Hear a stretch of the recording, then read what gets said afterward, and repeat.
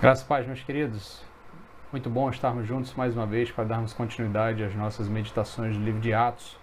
Nós estamos caminhando passo a passo pelo livro, capítulo a capítulo, retirando deles algumas lições importantes para nós a partir da experiência dos primeiros irmãos da igreja primitiva, da igreja que se iniciou ali em Jerusalém.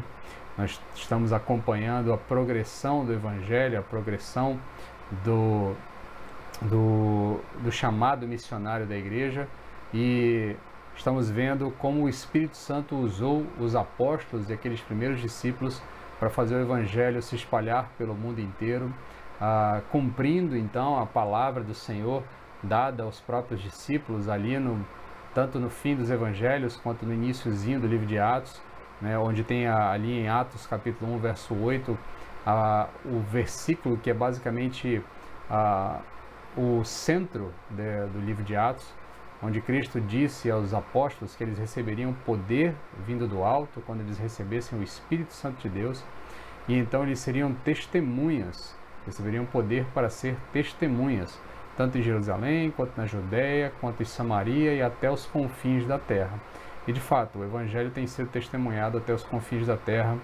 Nós somos exemplo disso. Estamos aqui a muitos milhares de quilômetros da fonte original, do epicentro do cristianismo, mas estamos aqui confessando a mesma fé que aqueles homens e mulheres confessaram há tanto tempo atrás.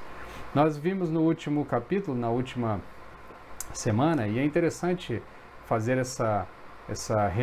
rememorar os eventos do último capítulo, porque de fato o livro de Atos parece muito com um enredo de uma grande história, ele na verdade poderia servir como um enredo de uma boa série de TV, um bom filme, uma boa sequência de filmes, porque você tem muitos elementos típicos das produções hollywoodianas. Nós temos perseguição, nós temos atos miraculosos, nós temos intrigas palacianas, nós temos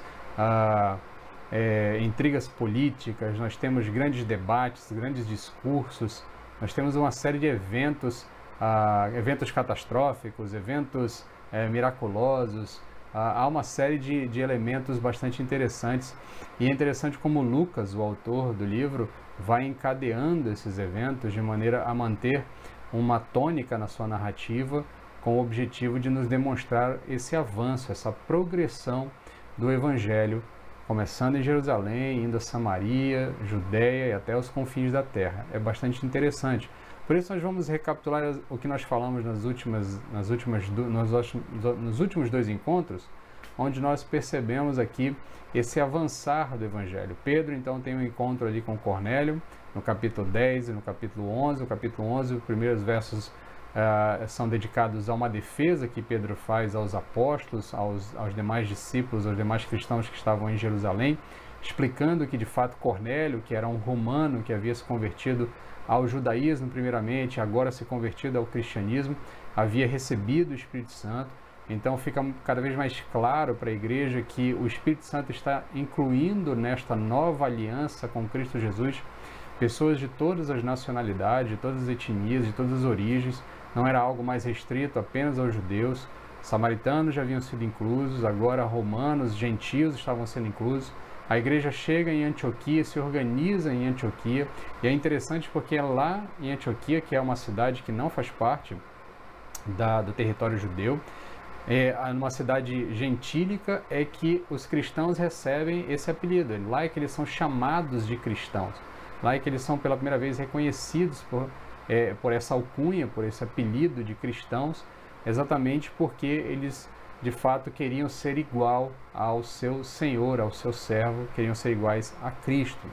Lucas, então, no capítulo 12, retoma a narrativa, voltando agora, ele sai ali da Antioquia, ele sai dos territórios gentílicos e retorna ao território judeu para contar-nos o que está acontecendo lá dentro do território judeu. E ele começa os primeiros versos contando uma parte mais trágica. Nós vamos ler já o capítulo 12, o capítulo 12 é relativamente curto, nós vamos lê-lo por completo, porque é ao longo dele que nós tiraremos algumas lições para nós. Mas então Lucas volta agora a sua atenção a eventos que estão acontecendo em Jerusalém, até para dar continuidade ali ao que é relatado no finalzinho do capítulo 11, quando um profeta chamado Ágabos se aproxima da igreja ali de Antioquia e prenuncia uma grande fome que aconteceria lá em Jerusalém. Então a igreja de Antioquia levanta uma oferta de mantimentos e manda para Jerusalém por meio de Barnabé e de Saulo, tá? Saulo, o apóstolo Paulo.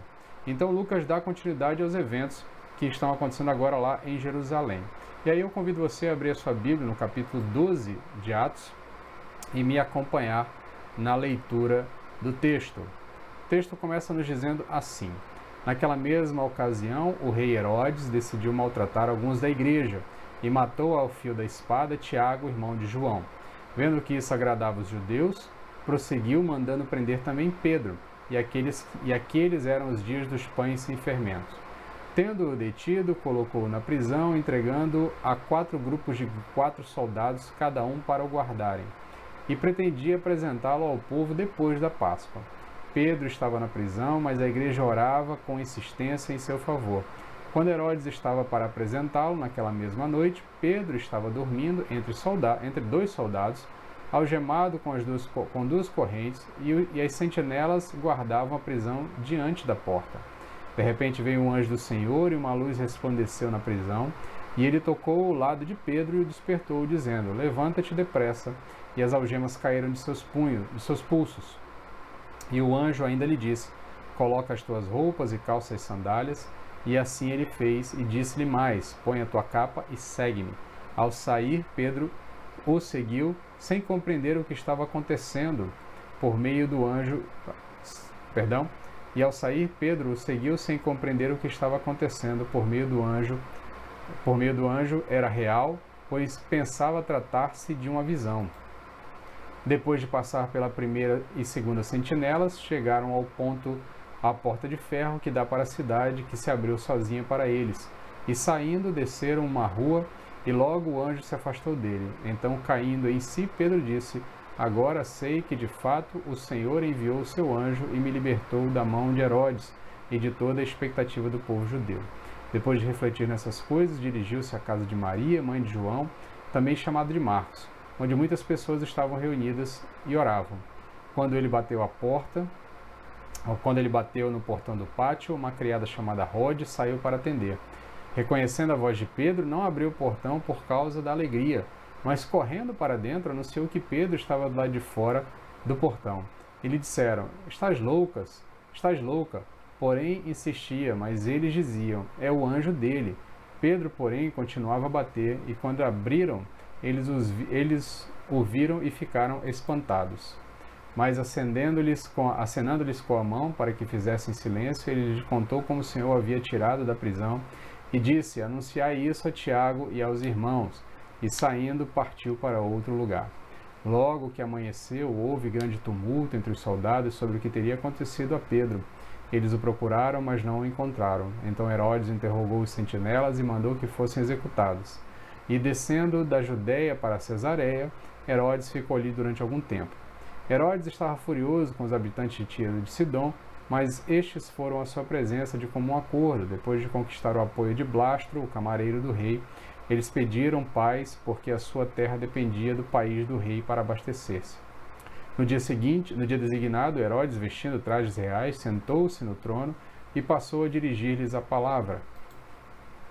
E o povo exclamava: é a voz de um Deus, e não de um homem. No mesmo instante, o anjo do Senhor o feriu, porque não deu glória a Deus, e comido por vermes morreu.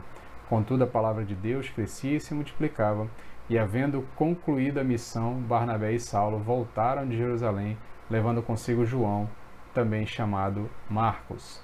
Vamos orar? Senhor, dá-nos graça agora que vamos meditar na Tua Palavra. Ajuda-nos a entender as lições que o Senhor tem para nós por meio desse texto, Pai. Aplica aos nossos corações aquilo que Tu deseja trabalhar conosco. Abre os ouvidos de quem precisa ouvir, destapa os olhos de quem precisa enxergar, Pai. Atrai a Tua atenção para nós. É o que Te pedimos, em nome de Jesus. Amém.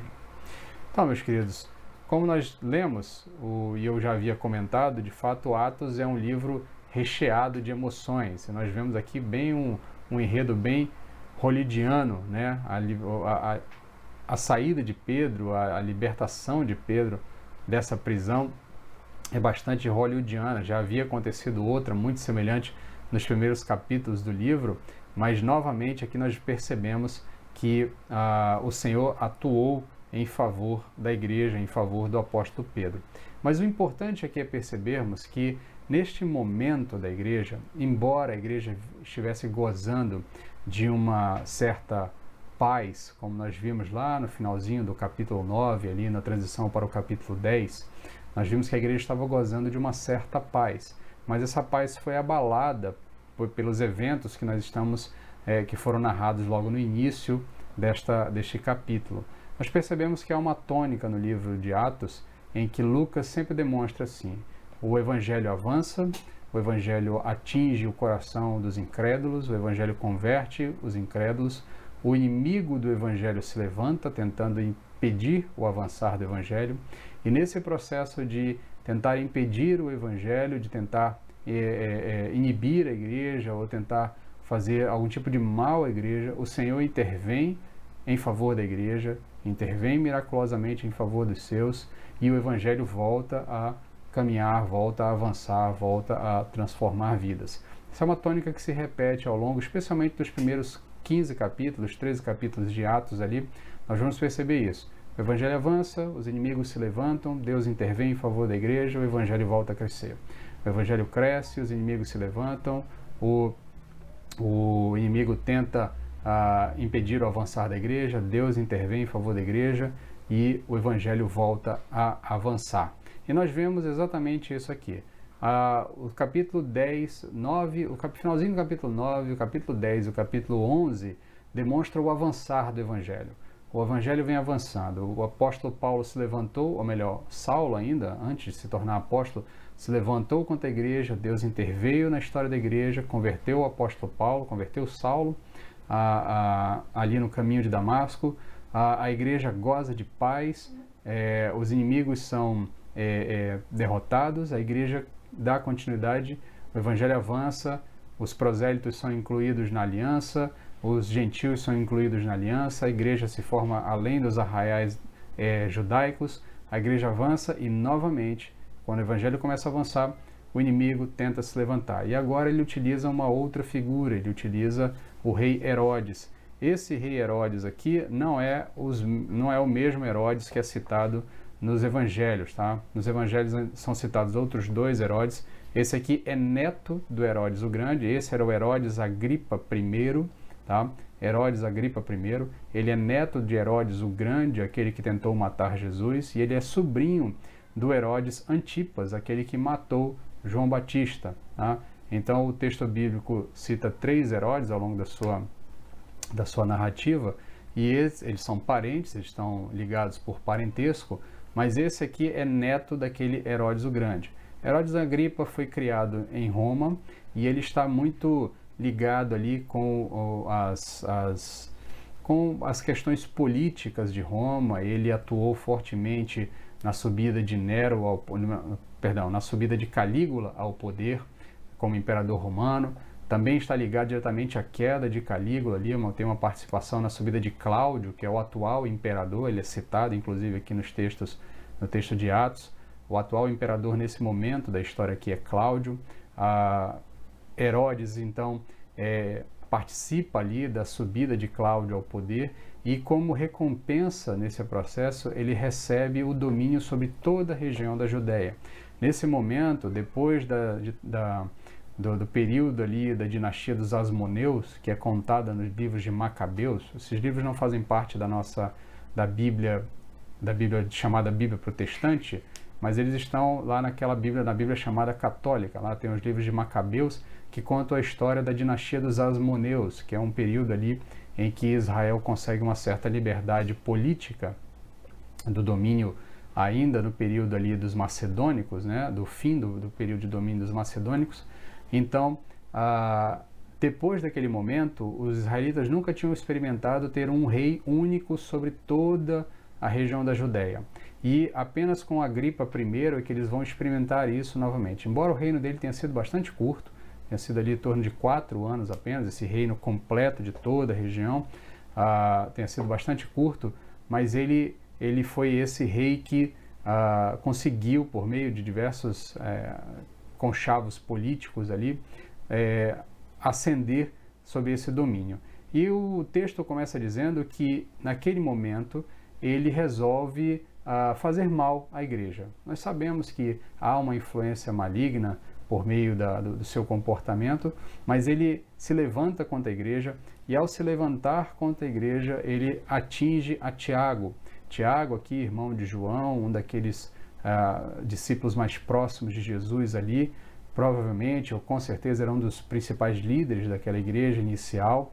Tá? Então ele percebe que ao atingir Tiago, ao matar Tiago, né, Tiago foi decapitado em praça pública, segundo consta da tradição, da história da igreja. Então Tiago é morto ao fio da espada. Ele percebe que isso agrada a politicagem judaica, as lideranças políticas judaicas, as lideranças religiosas judaicas, e aí ele resolve, bem, se está agradando, eu preciso agradar aqueles que me dão condições de dominar o restante do governo sem ter grande dificuldade. Então ele resolve continuar nessa empreitada de atacar a igreja, de perseguir a igreja, e ele se volta então contra Pedro, e ele vai e prende Pedro. E é interessante que em conjunto disso nós temos um dos líderes da igreja morto, o outro principal líder preso, e em conjunto a tudo isso, lá no finalzinho do capítulo 11, há ainda a menção de que uma grande fome se abateria sobre Jerusalém durante aquele período. Então a igreja está vivendo um período de bastante conturbado, um período de bastante medo, um período de bastante preocupação. E isso é interessante porque a partir desta realidade da igreja nós podemos tirar algumas lições para nós nos nossos dias e também para os momentos que vivemos nesse exato momento da nossa história, no exato momento que nós estamos vivendo agora, com toda essa confusão de pandemia, o medo, as incertezas, as preocupações. A primeira lição que nós tiramos desse texto, quero convidar você a percebê-la no texto, é que Deus vê nossas provações. Tá? Deus vê nossas provações. A igreja vem passando ali por uma série de provações. Suas lideranças estão sendo perseguidas, estão sendo mortas. Há uma fome se aproximando, há um período de preocupação, de racionalidade dos recursos, há toda uma preocupação. A igreja está temerosa, porque se a liderança está sendo perseguida, está sendo morta, quiçá pode acontecer com os menores, com os cristãos menores, né, que não representam grande liderança dentro da igreja. Há toda uma preocupação. O medo está instalado no meio da igreja. O problema é que a gente precisa entender que, diante da situação que nós vivemos, seja ela qual for, seja o medo que estiver sendo apresentado diante de nós, nós temos que saber que Deus nunca fecha os olhos à provação que a igreja está passando. Os olhos do Senhor nunca estão cegos ao sofrimento do seu povo. Deus sempre está acompanhando aquilo que está acontecendo com a sua nação. Desde Israel, ou melhor, desde lá do Êxodo, Deus vem acompanhando o sofrimento do povo e vem intervindo no momento certo. No tempo correto, no tempo de Deus, Ele há de intervir em favor do seu povo. Isso já começa a ser anunciado desde lá do Êxodo, desde lá do início da história do povo de Israel, para que nós possamos aprender, possamos entender que os olhos do Senhor nunca estão cegos ao sofrimento do seu povo. Há duas passagens bíblicas bastante interessantes. Uma é em Tiago, capítulo 1, verso de 2 a 4, e outra em 1 Coríntios, capítulo 10, verso 13.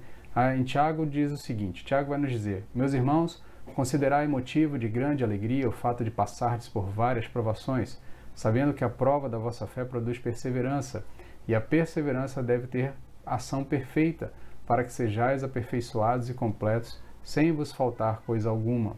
Não sobreveio a vocês nenhuma tentação que não fosse humana, mas Deus é fiel e não permitirá que vocês sejam tentados, além do que podem suportar. Pelo contrário, juntamente com a tentação, proverá o livramento para que vocês possam suportar. É interessante percebermos que não apenas essas duas passagens citadas, mas inúmeras outras passagens citadas especialmente ao longo do Novo Testamento, vão nos demonstrar que os sofrimentos e as provações, elas cumprem um papel na nossa história. Elas cumprem um papel na nossa vida. É importante entendermos que o Senhor não está apenas brincando conosco. Às vezes a gente tem a sensação de que Deus está brincando conosco, nos permitindo sofrer. Os sofrimentos e as provações cumprem um papel na nossa vida. Elas cumprem um papel de moldar o nosso caráter. Elas cumprem um papel de burilar aquilo que precisa ser melhorado nas nossas vidas. De fato peneirar aquilo que precisa ser transformado em nossas vidas. Eu sempre digo aos irmãos da nossa igreja, Igreja Batista Olaria, que as provações, as tribulações, é o meio que Deus escolheu para moldar o nosso caráter. Porque é na tribulação que a nossa fé de fato é demonstrada. É na tribulação que a nossa fé de fato faz sentido.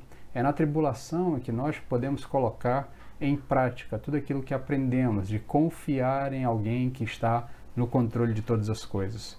Inúmeras outras passagens vão nos mostrar exatamente isso ao longo do texto bíblico. E nesse momento nós vemos isso. A igreja está em preocupação. Lá no livro de Atos, a igreja está preocupada. A nossa liderança está sendo destruída. A nossa liderança está presa. Nós não sabemos o que fazer, seremos perseguidos. Mas essa igreja responde com uma ação de fé. Essa igreja confia que o Senhor está no controle de todas as coisas. Essa igreja sabe que, quando tudo parece perdido, ela se lembra de que Deus continua no controle. Por isso, nós precisamos entender que, quando tudo parece perdido, nós precisamos lembrar que Deus continua no controle. Deus nunca perdeu o controle sobre a história da humanidade. Deus não está assistindo à história. Deus é o autor da história. Deus controla todas as coisas. E é interessante que esta igreja de Atos, ela vai responder, e ela responde com a única coisa que a igreja pode fazer no momento de temor, no momento de medo. A igreja responde com oração. E daí nós tiramos a segunda lição.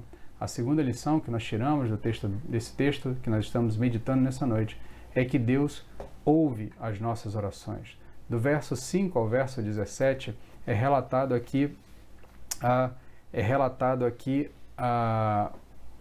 o miraculoso resgate de Pedro. E o texto nos chama a atenção, logo no primeiro verso, ali no verso 5, diz o seguinte, que Pedro estava na prisão, mas a igreja de Deus, a igreja orava a Deus com insistência em seu favor. Quando tudo parece perdido, nós precisamos entender que nós ainda temos em nossa posse, em nossa mão, a arma principal do cristão. A arma principal do cristão é a oração.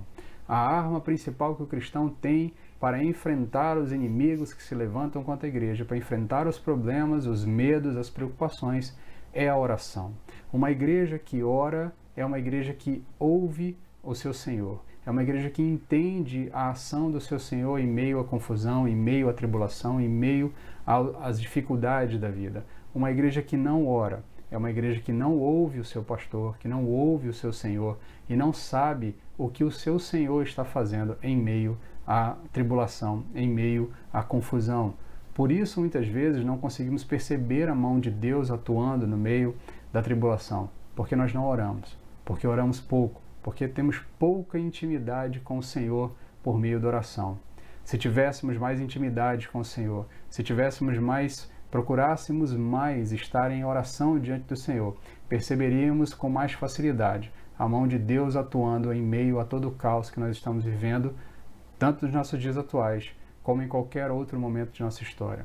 E é interessante que a igreja de Atos nos ensina isso, porque desde o início, essa é uma igreja que está em constante oração. Quando o Espírito do Senhor desce sobre a igreja, o Espírito Santo desce sobre a igreja está em oração. Quando os apóstolos são presos pela primeira vez, quando Pedro é preso pela primeira vez, a igreja está em oração. Quando quando Pedro então é miraculosamente solto lá na sua primeira prisão, eles se reúnem com a igreja e a igreja ora. Quando ele é preso mais uma vez, juntamente com João e outros apóstolos, e são soltos depois de serem chicoteados, a igreja se reúne em oração mais uma vez. E quando tudo parece estar contra a igreja naquele momento, a igreja se reúne em oração e pede ousadia ao Senhor para continuar pregando o Evangelho. A oração é o combustível da igreja. Uma igreja que está em sintonia com o seu Senhor, fala com Ele e ouve Ele. Uma igreja que não ora não conhece o seu Senhor e terá dificuldade de entender a ação dele no meio da tribulação. A igreja do Senhor não foi chamada para fazer manifestações, não foi chamada para fazer manifestações políticas, sociais ou de qualquer outra área. Ainda que essas manifestações sejam válidas, elas não são pecados, elas não são proibidas, mas a arma da igreja é a oração. A arma que a igreja tem a seu favor é a oração, é confiarmos no Senhor, é sabermos que Ele está no controle de todas as coisas. Por isso, nós devemos nos indagar. Se nós estamos sendo perseguidos, nós oramos. Se nós estamos sofrendo, nós oramos. Se nós estamos temerosos pelo futuro, nós oramos. Estamos desgostosos com os nossos líderes políticos, nós oramos por eles. Nós intercedemos por eles diante do Senhor, como sacerdotes que somos. Nós somos o povo que é chamado de sacerdócio real. E o grande ofício do sacerdote é interceder a Deus pelas demais pessoas. Essa é a grande função do sacerdote. E Pedro vai nos dizer que nós somos o sacerdócio real. Se somos sacerdócio real, nós devemos ser uma igreja que ora, uma igreja que de fato está utilizando da sua grande arma, da sua grande ferramenta, que é a oração. Quando tudo parece perdido, a oração nos lembra que Deus continua no controle. Quando tudo parece perdido, é por meio da oração, é por meio de uma vida de oração que nós perceberemos que Deus continua no controle de todas as coisas. E aí nós avançamos para a terceira e última lição desse texto, que nós percebemos que a igreja ora, Deus percebe a nossa dificuldade, Deus então ouve as nossas orações e por fim, Deus lida com os nossos inimigos. Do verso 18 até o verso 18 ao verso 25, é o restante do relato do texto bíblico aqui, do capítulo, nós vamos ver o relato do triste fim de Herodes Agripa. O interessante é percebermos que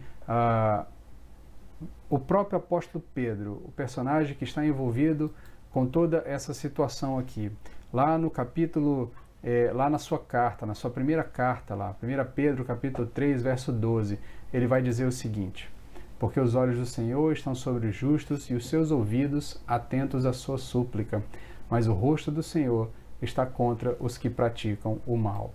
E de fato isso vai se concretizar na vida de Herodes. Herodes Agripa, embora aparentemente fosse alguém com muitas capacidades políticas, ele, diante de toda essa situação, ele se levanta contra aquele que ele não pode enfrentar. Todos aqueles que tentaram se levantar contra o Senhor e levantar-se contra a igreja do Senhor não venceram. Não há ninguém que tenha se oposto ao Senhor e tenha de fato prevalecido em uma batalha contra o Senhor, porque o nosso Senhor é soberano sobre todas as coisas. O interessante é perceber que Herodes tentou enfrentar o Senhor e foi envergonhado. Nos versos 18 e 19, nós vamos ver ali o relato da confusão que há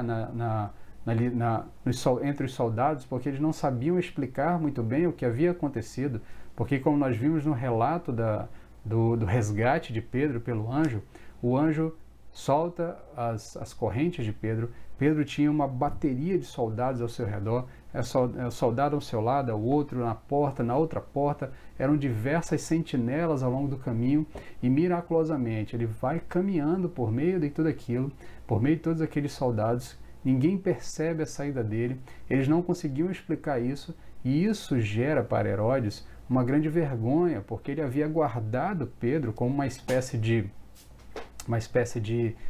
trunfo para ali, logo depois da Páscoa. O texto faz ali menção à festa dos pães sem fermentos. Herodes resolve não matar Pedro durante a Páscoa para não criar grande comoção, não fazer algum tipo de associação ao que havia acontecido com Jesus Cristo, né? Porque poderia haver ali uma comoção popular. Então ele resolve guardar para depois da Páscoa, para matar Pedro e continuar naquele processo de agrado ali às lideranças religiosas políticas ali entre os judeus.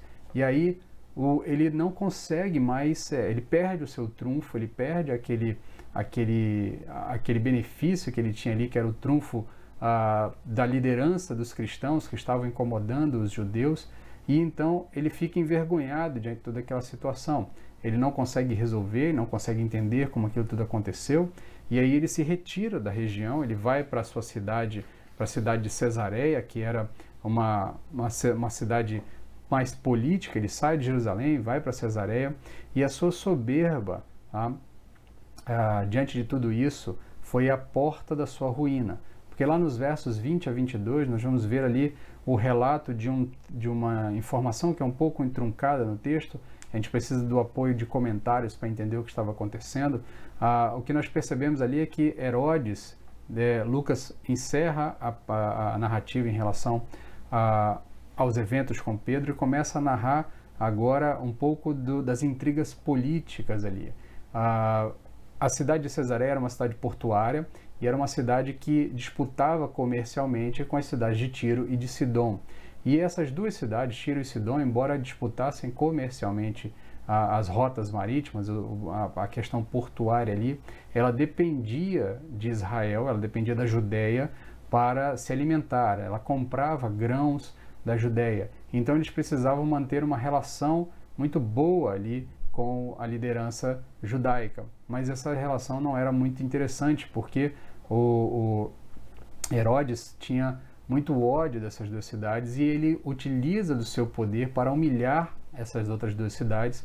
E após humilhar essas duas cidades, ele tenta então se sobrepujar sobre elas, e nesse processo em que ele vai humilhar aquelas duas nações, elas se reúnem ali para ouvir ele fazer um discurso, e ele se veste de maneira pomposa, com as roupas reais, com toda aquela pomposidade real, e quando ele começa a discursar, as pessoas ouviram ele falando, e aí as pessoas começam a dizer, até para bajular ele, olha, a voz de um Deus, é um Deus que está falando entre nós. E ele, embora sabendo que não é um Deus, e ele conhecendo a história do verdadeiro Deus, porque ele é do povo de Israel, ele é da nação judaica, ele conhece a lei e conhece a história da nação judaica, ele não dá o louvor digno para quem é de fato devido. Ele recebe esse louvor para si, ele começa de fato a se achar um Deus e acha que de fato é merecedor daquele louvor.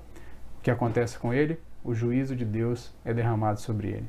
O texto vai dizer que o anjo do Senhor o toca e ele então é consumido por algum tipo de doença e vermes o destroem por dentro, o corroem por dentro, e então o juízo de Deus é decretado sobre aquela vida.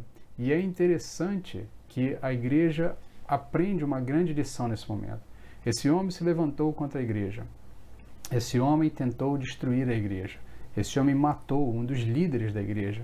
Ele matou Tiago, um dos líderes da igreja. Ele tentou matar um outro líder da igreja, que era Pedro. Prendeu esse líder, perseguiu a igreja. Esse homem consentiu com a perseguição e talvez com a morte de muitos outros cristãos que não são citados aqui no texto. Mas o texto bíblico já vinha nos alertando, desde os seus primórdios, desde a lei do Senhor, que a vingança pertence ao Senhor. O texto de Deuteronômio, capítulo 32, verso 35, diz o seguinte: a mim pertence a vingança e todo tipo de pagamento. No tempo certo, os pés dessa gente começarão a escorregar. O dia da sua desgraça aproxima-se celere, e o seu próprio destino se apressa sobre eles. Diante dessa situação, nós precisamos entender que quando tudo parece perdido, nós lembramos que Deus ainda é o justo juiz e o mal não prevalecerá.